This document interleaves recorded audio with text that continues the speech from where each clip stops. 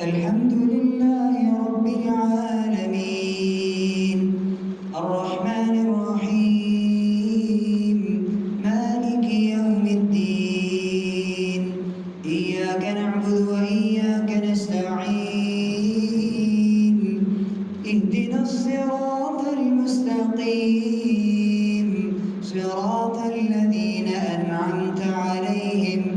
غير المغضوب عليهم ولا الضالين آمين. فمن أظلم ممن كذب على الله وكذب بالصدق إذ جاءه أليس في جهنم مثوى للكافرين والذي جاء بالصدق وصدق به أولئك هم المتقون لهم ما يشاءون عند ربهم وذلك جزاء المحسنين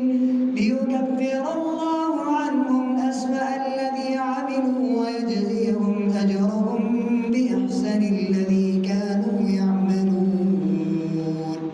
ليكفر الله عنهم أسوأ الذي عملوا ويجزيهم أجرهم بأحسن الذي كانوا يعملون أليس الله بكاف عبده ويخففونك بالذين من دونه ومن يضلل الله فما له من هاد ومن يهد الله فما له من مضل أليس الله بعزيز ذي انتقام ولئن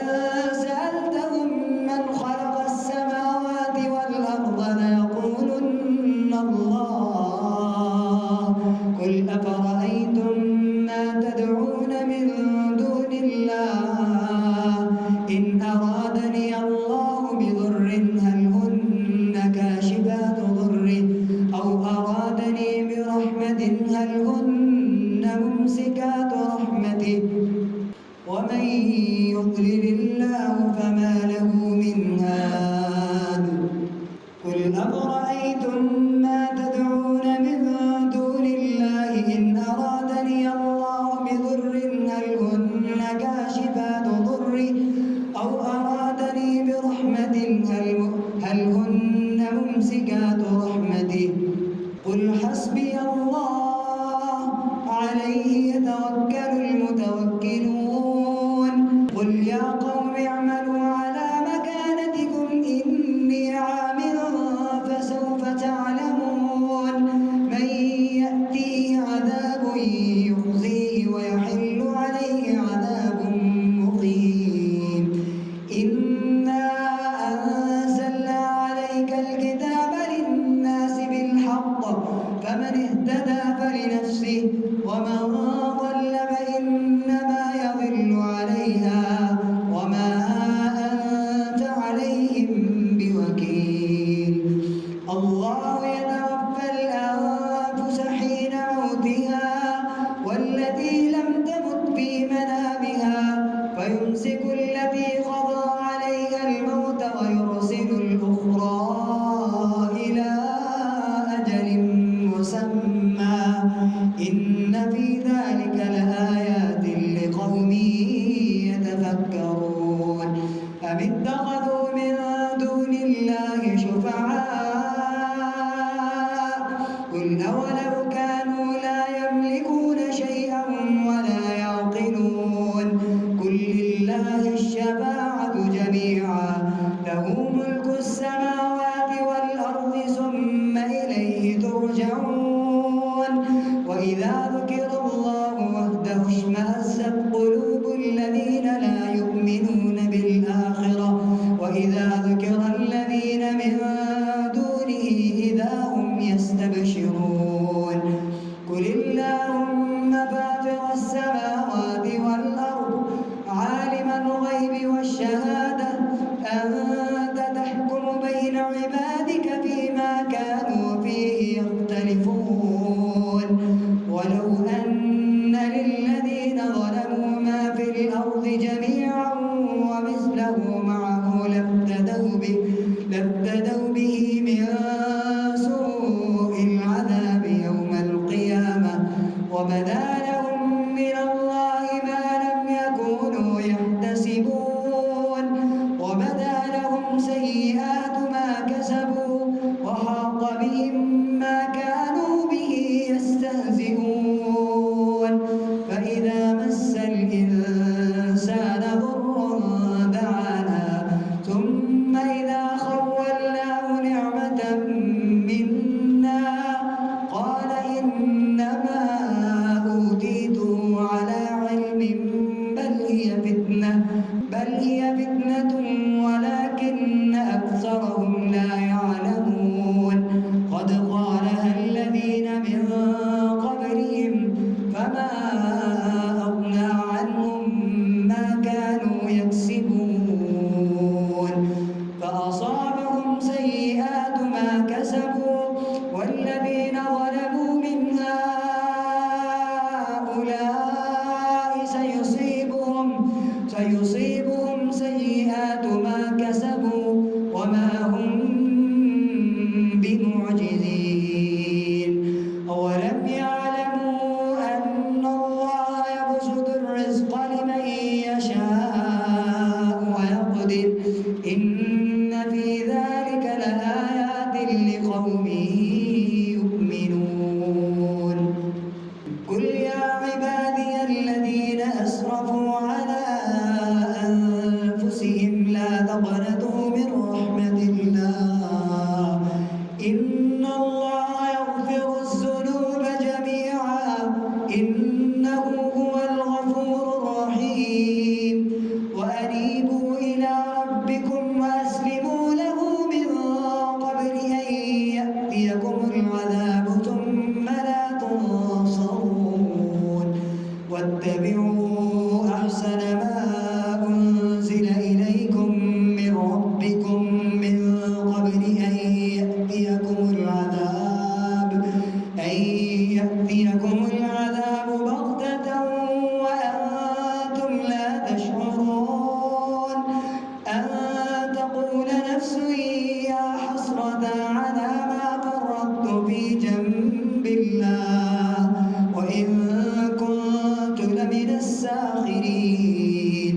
أو تقول لو أن الله هداني لكنت من المتقين أو تقول حين ترى العذاب لو أن لي كرة فأكون من المحسنين بلى قد جاءتك آياتي فكذبت بها واستكبرت وكنت من الكافرين ويوم القيامة ترى الذين كذبوا على الله وجوههم مسودة أليس في جهنم مثوى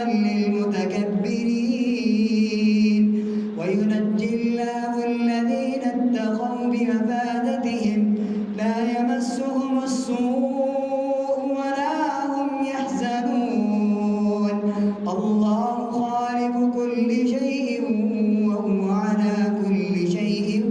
وكيل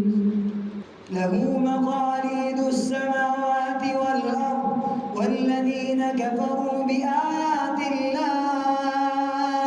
أولئك هم الخاسرون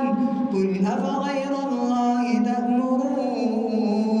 تأمروني أعبد أيها الجاهلون ولقد أوحي إليك وإلى الذين من قبلك لئن أشركت ليحبطن عملك ولتكونن من الخاسرين بل الله فاعبد وكن من الشاكرين وما قدروا الله حق قدره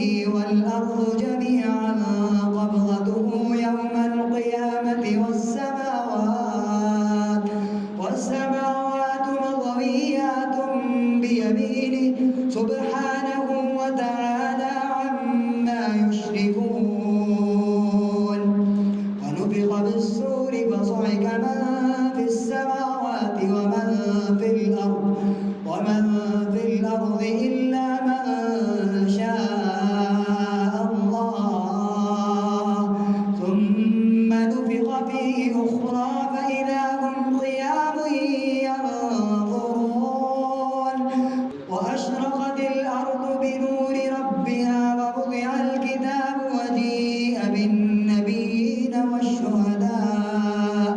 والشهداء وقضي بينهم بالحق وهم لا يظلمون ووفيت كل نفس ما عملت وهو أعلم بما يفعلون وسيق الذين كفروا إلى جهنم زمرا حتى إذا جاءوها فتحت أبوابها وقال لهم خزنتها ألم يأتكم رسل منكم يتلون عليكم آيات ربكم وينذرونكم لقاء يومكم هذا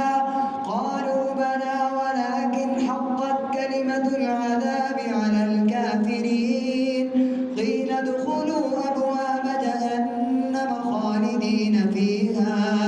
فبئس مثوى المتكبرين وسيق الذين اتقوا ربهم إلى الجنة زمرا حتى إذا جاءوها وفتحت أبوابها وقال لهم خزنتها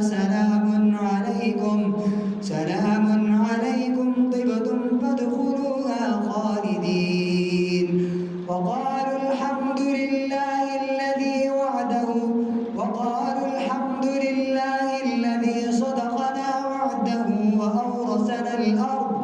وأورثنا الأرض نتبوأ من الجنة حيث نشاء فنعم أجر العاملين وترى الملائكة حافين من حول العرش يسبحون بحمد ربهم وقضي بينهم بالحق وقيل الحمد لله رب العالمين بسم الله الرحمن الرحيم حميم تنزيل الكتاب من الله العزيز العليم غافر الذنب وقابل التوب شديد العقاب ذي الطول لا إله إلا هو إليه المصير ما يجادل في آيات الله إلا الذين كفروا فلا يغررك تقلبهم في البلاد كذبت قبلهم قوم نوح والأحزاب من بعدهم وهمت كل أمة برسولهم ليأخذوه وجادلوا بالباطل ليدحضوا به الحق فأخذتهم فكيف كان عقاب وكذلك حقت كلمة ربك على الذين كفروا أنهم أصحاب النار الذين يحملون العرش ومن حوله يسبحون بحمد ربهم ويستغفرون للذين آمنوا ربنا وسعت كل شيء رحمة وعلما فاغفر للذين تابوا واتبعوا سبيلك وقهم عذاب الجحيم ربنا وأدخلهم جنات عدن التي وعدتهم ومن صلح من آبائهم وأزواجهم وذرياتهم إنك أنت العزيز الحكيم وقهم السيئات ومن تق السيئات يومئذ فقد رحمته وذلك هو الفوز العظيم إن الذين كفروا ينادون لمقت الله أكبر من مقتكم أنفسكم إذ تدعون إلى الإيمان فتكفرون وقالوا ربنا أمتنا اثنتين وأحييتنا اثنتين فاعترفنا بذنوبنا فهل إلى خروج من سبيل ذلكم بأنكم إذا دعي الله وحده كفرتم وإن يشرك به تؤمنوا ولله العلي الكبير هو الذي يريكم آياته وينزل لكم من السماء رزقا وما يتذكر إلا من ينيب فادعوا الله مخلصين له الدين ولو كره الكافرون رفيع الدرجات ذو العرش يلقي الروح من أمره على من يشاء من عباده لينذر يوم التلاق يوم هم باردون لا يخفى على الله منهم شيء لمن الملك اليوم لله الواحد القهار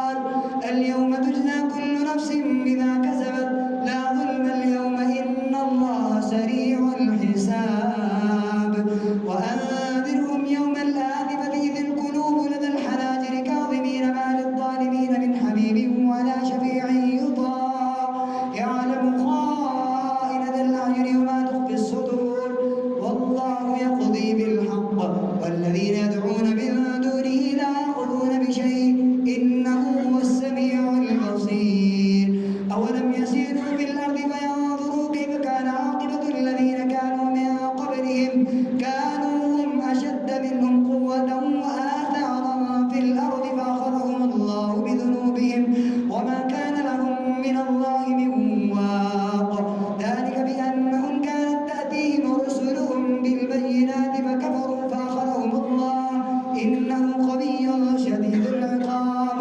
ولقد أرسلنا موسى بآياتنا وسلطان مبين إلى فرعون وهامان وقارون فقالوا ساحر كذاب فلما جاءهم بالحق من عندنا قالوا اقتلوا أبناء الذين آمنوا معه واستحيوا نساءهم وما كيد الكافرين إلا في ضلال وقال فرعون ذروني أقتل موسى وليدعو ربه إني أخاف أن يبدل دينكم أو أن يظهر في الأرض الفساد وقال موسى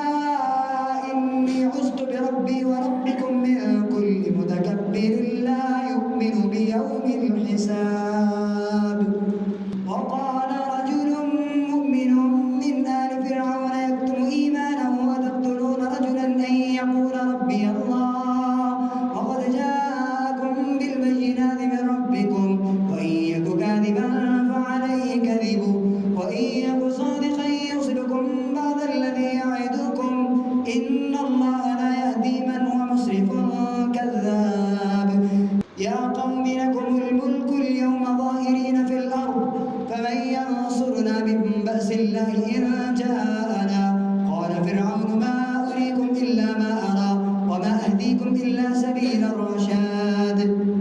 وقال الذي آمن يا قوم إني أخاف عليكم مثل يوم الأحزاب مثل دأب قوم نوح وعاد وثمود والذين من بعدهم وما الله يريد ظلما للعباد ويا قوم إني أخاف عليكم يوم التناد يوم تولون مدبرين ما لكم من الله من عاصم ومن يضلل الله فما له من هاد ولقد جاءكم يوسف من قبل بالبينات فما زلتم في شك مما جاءكم به حتى إذا هلك قلتم لن يبعث الله من بعده رسولا كذلك يضل الله من هو مسرف مرتاب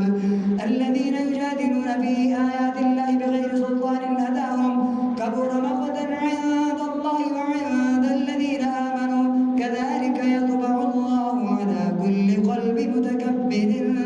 جبار وقال فرعون يا هامان ابن لي صرحا لعلي أبلغ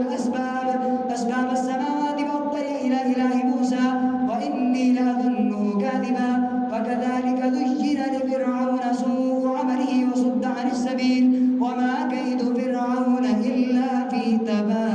تباب وقال الذي آمن يا قوم اتبعوني أهدكم سبيل الرشاد يا قوم إنما هذه الحياة الدنيا متاع وإن الآخرة هي دار القرار من عمل سيئة فلا يجزى إلا مثلها ومن عمل صالحا من ذكر أو أنثى وهو مؤمن فأولئك يدخلون الجنة يرزقون فيها بغير حساب ويا قوم ما لي أدعوكم إلى النجاة وتدعونني إلى النار تدعونني لأكبر بالله وأشرك به ما ليس لك به علم ولا أدعوكم إلى اللذيذ الغفار لا جرم أن ما تدعونني إليه ليس له دعوة في الدنيا ولا في الآخرة وأن مردنا إلى الله وأن المسرفين هم أصحاب النار فستذكرون ما أقول لكم وأفوض أمري إلى الله إن الله بصير بالعباد فوقاه الله سيئات ما مكر